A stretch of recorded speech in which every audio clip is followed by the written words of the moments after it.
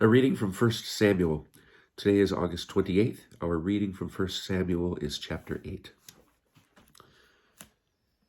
When Samuel grew old, he appointed his sons judges over Israel.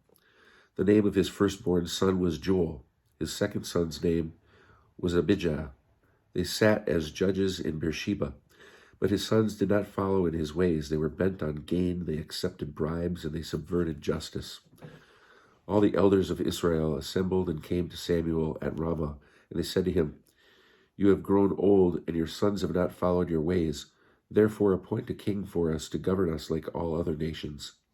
Samuel was displeased that they said, "Give us a king to govern us."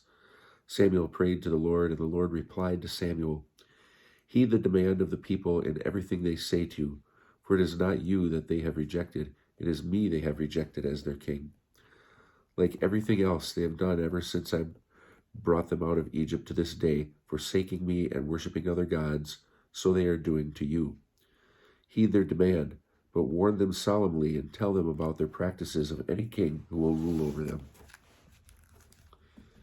Samuel reported all the words of the Lord to the people who were asking for him for a king. He said, "This will be the practice of the king who will rule over you. He will take your sons and appoint them as his charioteers and horsemen, and they will serve as outrunners for his chariots. He will appoint them as his chiefs of thousands and of 50s, or they will have to plow his fields, reap his harvest, and make his weapons and the equipment for his chariots. He will take your daughters as perfumers, cooks, and bakers. He will seize your choice fields, vineyards, and olive groves, and give them to his courtiers. He will take 1/10 part of your grain and vintage and give it to his eunuchs and courtiers. He will take your male and female slaves, your choice young men, and your asses, and put them to work for him.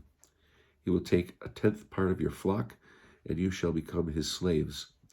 The day will come when you cry out because of the king whom you yourselves have chosen, and the Lord will not answer you on that day." But the people would not listen to Samuel's warning.